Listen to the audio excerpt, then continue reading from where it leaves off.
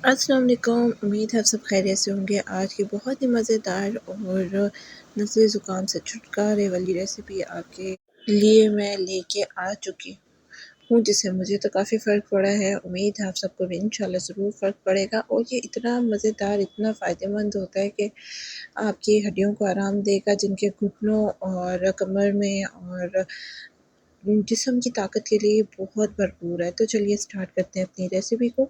यहाँ पे मैं ले लेती हूँ 1 चम्मच देसी घी का, जिसमें 3 चम्मच मैंने बेसन के डाल लिए हैं। ये 2.5 कप या 3 कप के लिए काफ़ी होगा।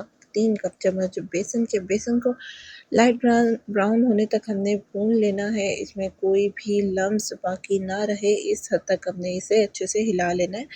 और यहाँ पे हमने इसमें जो भी आप ड्राई फ्रूट यूज़ करना चाहें आप डाल सकते हैं। यहाँ पे मैं ले लेती हूँ बादाम, जिन्हें मैंने क्रश कर लिया था अच्छे से। और बेसन भूनने के बाद बादाम भूनने का फ़ायदा आपके पास ये हो जाएगा कि वो क्रंची हो जाएंगे और खाने में भी अच्छे लगेंगे।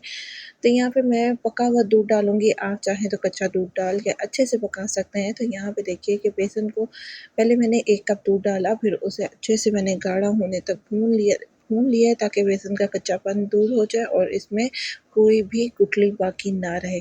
तो यहाँ पे अच्छे से चम्मच को चला लेंगे और फिर मज़ीद दूध पका हुआ इसमें डाल देंगे। फिर इसमें आप चाहे चीनी डाल लें। मैंने यहाँ पे अ, जो यूज़ किया है वो गुड़ है, ख़ालिस गुड़ है। गुड़ से बहुत ज़्यादा फ़ायदा होता है।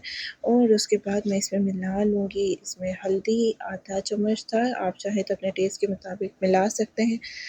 और इन्हें मैं अच्छे से पका लूँगी और फिर मैं इसमें काट के डाल दूँगी खजूर, जो कि बहुत ही फ़ायदेमंद होगी आपके लिए और भरपूर सेहतमंद तरीके से आप इसे बनाएँ। और जब आपने इसे तैयार करना है, कमेंट में ज़रूर बताइएगा कि आपको ये इसका टेस्ट कैसा लगा।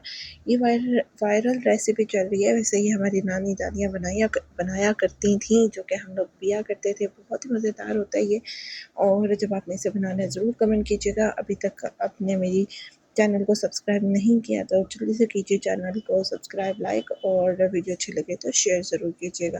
तो यहाँ पे कुछ लोग तो इसे बहुत ज़्यादा गाढ़ा कर लेते हैं और कुछ नॉर्मल सा, जैसे आप देख रहे हैं और लिक्विड फॉर्म में वैसा रखते हैं। तो यहाँ पे मैंने इसे बिल्कुल गाढ़ा नहीं किया था, क्योंकि ये ऐसे ही अच्छा लगता है। और ये जो बादाम, खजूर, किशमिश, जो कुछ भी अखरोट, जो कुछ भी मैंने इसमें डाला, उससे जो जायका, और फिर लास्ट में मैंने गुड़ को पीस के इसमें डाल दिया। बिल्कुल फ्लेम को ऑफ करके हमने इसे डाल लेना है, ताकि हमारा जो दूध है, अक्सर ही जो अगर आप चलते हुए चूल्हे में डाल देंगे दूध में गुड़, तो वो अक्सर फट जाता है दूध। तो आपने क्या करना है कि फ्लेम को ऑफ कर लेना है, फिर अच्छे से आपने इसे हिला के फिर आप चाहे तो थोड़ा सा इसे पका लें, कोई इससे फ़र्क नहीं पड़ेगा। तो बहुत ही अच्छा और मज़ेदार सा ये बन के तैयार हो चुका था।